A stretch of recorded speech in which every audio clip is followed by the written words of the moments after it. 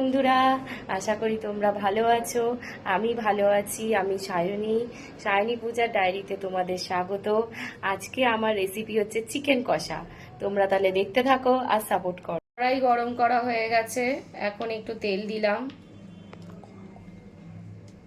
তেল গরম হয়ে গেছে, এবার একটু আলুটাকে লাল লাল করে ভাজবো নুন হলুদ দিয়ে। তারপরে আবার আসছি বন্ধুরা।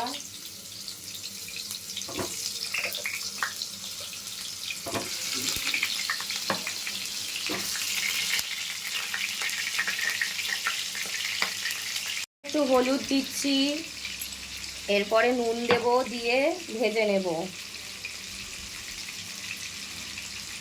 একটু নুন দিলাম, দিয়ে এবার একটু নাড়াচাড়া করব।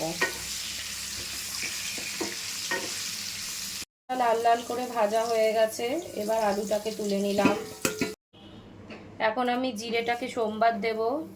জিরেটাকে সোমবার দিয়ে পেঁয়াজটাকে বেটে নেব, ভেজে নেব।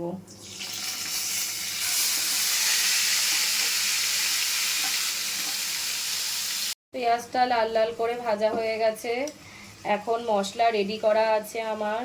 রসুন বাটা, আদা বাটা, লঙ্কা বাটা। এখন হচ্ছে এই রসুন বাটা, আদা বাটা, লঙ্কা বাটা দিয়ে একটু নাড়িয়ে নেব আমি।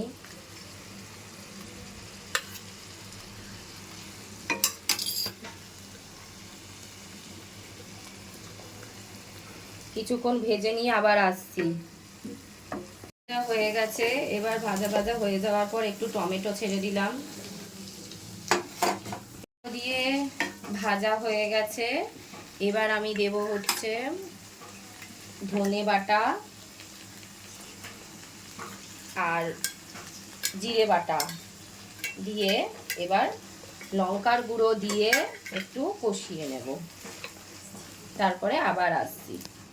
এখন জল দেব, জল দিয়ে মশলাটাকে একটুখানি কষিয়ে নেব।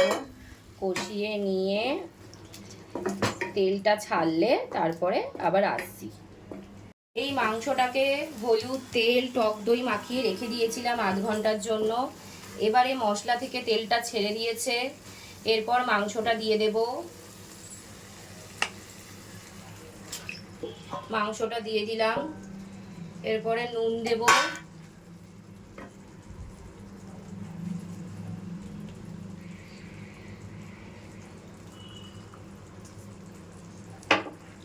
এবার কিছুক্ষণ পর আসছি। তুললাম, তেল বেরিয়ে গেছে, এবার একটু আলু দেব। আলু দিয়ে কষিয়ে তারপরে আসছি। আবার একটু আলু দেব, দিয়ে এবার কষিয়ে 5 মিনিট পর আসছি। তেল ছেড়ে দিয়েছে মাংসতে, এবার একটু জল ঢেলে দেব।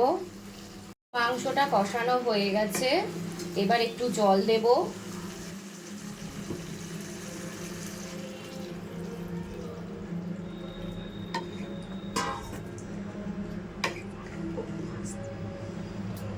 একটু কষিয়ে নিয়ে আবার আসছি বন্ধুরা ফাইনাল লুক নিয়ে। কষানো হয়ে গেছে, এবার গরম মশলা দিলাম, গরম মশলা দিয়ে নামিয়ে দেব।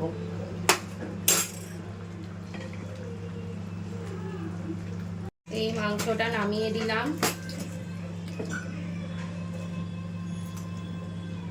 ফাইনাল লুকটা কেমন হয়েছে তোমরা জানিয়ে দিও।